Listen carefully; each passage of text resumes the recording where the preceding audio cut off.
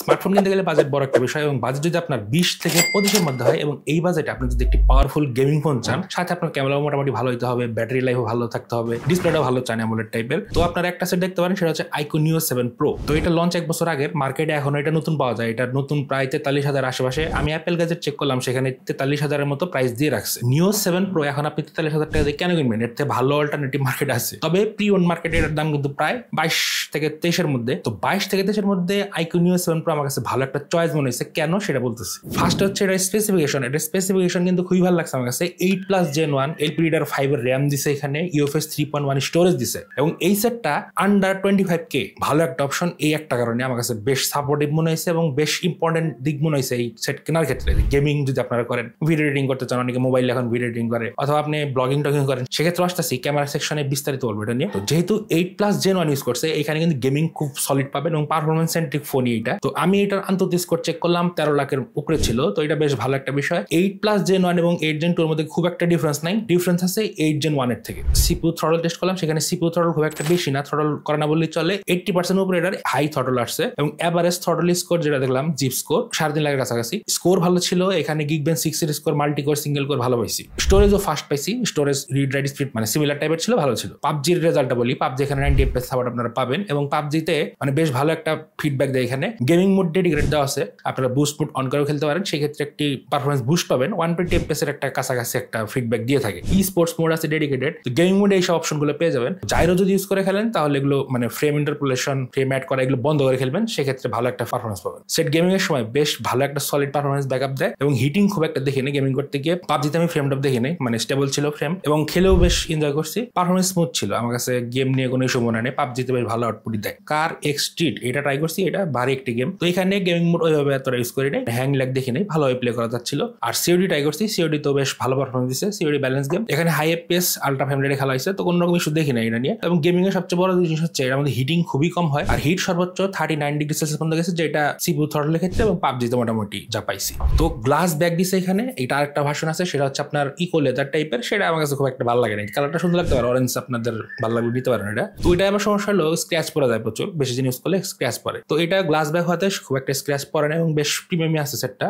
Dent খুব একটা নাই, মোটামুটি 1 বছরের উপরে এটা অ্যাক্টিভেশন দেখা যাচ্ছে, তো 1 বছর হয়ে গেছে। এটা ডিজাইন আমার কাছে মোটামুটি ভালোই লাগছে, থিকনেসও কম, 8.5 mm এবং এইখানে ওয়েটটা কিন্তু 202 গ্রামের মতো, মানে যেটা মোটামুটি 200 গ্রাম প্লাস হবে স্বাভাবিক এই টাইপের সেট। আর বাটন পোর্ট সব ঠিক জায়গায় আছে, আমার কাছে কোনো রকম ইস্যু মনে নেই। ডুয়েল স্টোরেজ স্পিকার ইউজ করছে এখানে, স্পিকার আউটপুট ভালো ছিল, তবে কম্পেয়ার টু আজকালকার যে সেটগুলো আছে সেগুলোর থেকে কিন্তু একটু কমই মনে হয়েছে আমার কাছে, কোয়ালিটি একটু ডাউন মনে হয়েছে। এখানে তারা 5000 mAh এর ব্যাটারি ইউজ করছে, যেখানে 120 ওয়াটের তারা চার্জিং সাপোর্ট দিয়েছে। 120 ওয়াটের চার্জার আমি পাই নাই সাথে, যদিও মার্কেটে কিনতে পাওয়া যায়। ব্যাপারটা হচ্ছে এখানে চার্জার খুব নকল হয়, প্রচুর নকল চার্জার বিক্রি হচ্ছে iQOO, তো সেই জন্য আমি আর এটা ট্রাই করি না। আমি পিডি চার্জারে চার্জ করছি, 5000 mAh ব্যাটারি চার্জ দিতে প্রায় 1.5 ঘন্টার মতো সময় নিচ্ছে, মানে একটু স্লো কাজ করে। তো চার্জার যদি কিনেন দেখে কিনবেন, বুঝে কিনবেন। আর নর্মালি যদি চার্জ করেন সেক্ষেত্রে কোনো রকম ইস্যু হবে না, পিডি দিয়েও করতে পারেন, কোনো রকম সমস্যা নাই। ব্যাটারি ব্যাকআপ ভালো ছিল, ব্যাটারি ব্যাকআপ নিয়ে কোনো ইস্যু দেখি নাই। ব্যাটারি ব্যাকআপ আপনাকে একদিন ইজিলি দিবে, তবে হ্যাঁ একদিনের বেশি দিবে না, কারণ আমি গেমিং করে দেখছি, গেমিং করলে ভালো রকম ড্রেন হয় ব্যাটারি, যেহেতু পুরান হয়েছে ব্যাটারি, সেক্ষেত্রে ব্যাকআপ খুব একটা ভালো দিবে না ওইরকম ভাবে। আর ডিসপ্লে এখানে 6.78 ইঞ্চের AMOLED ডিসপ্লে করছে,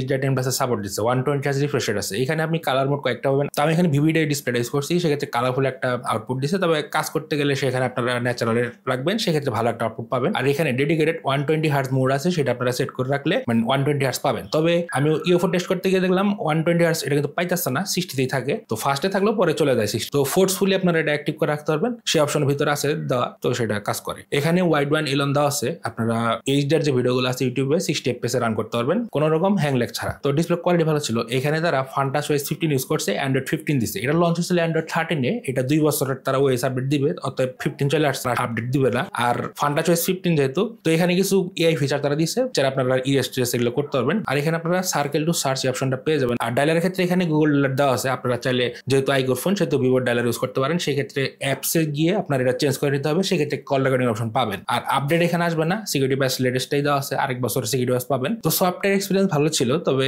সমস্যা হচ্ছে 120 Hz এর যে রিফ্রেশ রেটটা, সেইটা আপনারা যদি সিলেক্ট করে না রাখেন ডেডিকেট ভাবে, সেক্ষেত্রে কিন্তু অতটা স্মুথ না, জাস্ট ল্যাগি মনে হতে পারে, স্লো লাগতে পারে। কানেক্টিভিটি ভালো ছিল, কানেক্টিভিটি নিয়ে খুব একটা ইস্যু দেখি নাই। এখানে আমি ওয়াইফাই চেক করছি এবং ডাটা স্পিডও চেক করছি, ভালো ছিল রেজাল্ট। আর ব্লুটুথ 5.3 দিছে, ওয়াইফাই 6 পাবেন এখানে, আর ওয়াইফাই স্পিড ভালোই ছিল। কানেক্টিভিটি নিয়ে কোনো ইস্যু দেখে নাই, কল কোয়ালিটি বলেন আর ওয়াইফাই স্পিড বলেন, ডাটা স্পিড বলেন, সবই ঠিক ছিল। নেটওয়ার্ক জন্য কোনো ইস্যু এর মধ্যে পাই নাই। গেমিং গেমিং সেন্ট্রিক ফোনে একটাই সমস্যা, সেটা হচ্ছে ক্যামেরাটা একটু উইক হয়। এটার ক্ষেত্রেও কাইন্ড অফ বলতে পারেন এরকম। তারপরেও প্রাইস হিসাবে কিন্তু খারাপ না। মেইন ক্যামেরা 50 মেগাপিক্সেলের, 8 মেগাপিক্সেল আল্ট্রা ওয়াইড এবং 2 মেগাপিক্সেলের ম্যাক্রো লেন্স দিচ্ছে। তো এটা কি জন্য দিচ্ছে বুঝি নাই। আর 60 মেগাপিক্সেলের সেলফি শুটার দিচ্ছে। ভিডিও দিয়ে শুরু করি। ভিডিও আপনারা ব্যাকে সর্বোচ্চ 4K 60 fps করতে পারবেন। এখানে দেখবেন স্পেসিফিকেশন আপনারা 4K 30 পর্যন্ত দেওয়া আছে। আমিও দেখলাম তাই আসছিল। তো লাস্ট 15 আপডেটের পর এটা 60 তে গেছে। তো 4K 60 fps এর আউটপুট ঠিক আছে, ভালোই লাগছে, খারাপ লাগে নাই। আর এখানে ব্লার ভিডিওর অপশন আছে সামনে এবং পিছে। বাই দ্য ওয়ে সামনে কিন্তু আপনারা 1080p 30 fps এ সর্বোচ্চ করতে পারবেন ভিডিও, তার বেশি না। তো ভিডিওতে আপনারা ব্লার মোডের অপশন পাবেন সামনে ও পিছে দুই জায়গায়। এখন পিছের যে ব্লার মোডটা সেটা অন করলে ডেডিকেটেড হবে 1080p 30 fps এ চলে যায়। আউটপুট ভালো ছিল, আপনারা ইচ্ছা মতো ব্লার কম বেশি করতে পারবেন। তো আমার কাছে ভিডিও কোয়ালিটি খুব একটা খারাপ লাগে। ডেডিকেটেড 50 মেগাপিক্সেল মোড দেওয়া আছে, সেটা আউটপুট ঠিকঠাক আছে। আর পোর্ট্রেট যে মোডটা সামনে পিছে, এজ ডিরেকশন এবং সাবজেক্ট সেপারেশন ভালো ছিল, তবে ফেসটা স্মুথ করে প্রচুর, সেটা আপনার পোর্ট্রেট বলেন আর নর্মাল ফটো বলেন। তো সব মিলিয়ে আউটপুট খারাপ না। আল্ট্রা ওয়াইডের কোয়ালিটি একটু ডাল মনে হয়েছে, একটু মনে হয়েছে যে না আর একটু কোয়ালিটি ভালো হতে পারতো। সো সেই দিকে অপশন কাজ করার ছিল, তবে তারা করার নেই। তো এই ছিল মোটামুটি ক্যামেরা সেকশন। তো দেখেন 20 থেকে 25 হাজার টাকার রেঞ্জে আপনি দেখেন সেট করতে যান, এইরকম সেট খুবই কম পাবেন। আর iQOO Neo 7 Pro আমি চেক করছি যেভাবে, মানে রাফলি যে ইউজ করছি, সেক্ষেত্রে কিন্তু ভালো একটা ব্যাকআপ পাইছি। এবং আপনাদেরও সাজেশন ছিল যে এটা নিয়ে একটা রিভিউ করার জন্য, তো করলাম। তো এই বাজারে যদি গেমিং সেন্ট্রিক ফোন খুঁজে থাকেন, ভালো একটা অপশন কিন্তু এটা হইতে পারে iQOO Neo 7 Pro। তো এই ছিল মোটামুটি ভিডিও। আর যদি iQOO Neo 10 এর ভিডিও না দেখে থাকেন, এখানে দিয়ে দিলাম, দেখতে পারেন। দেখা হচ্ছে অন্য কোনো ভিডিও, অন্য কোনো টপিক নেই। আজকের মতো বিদায়।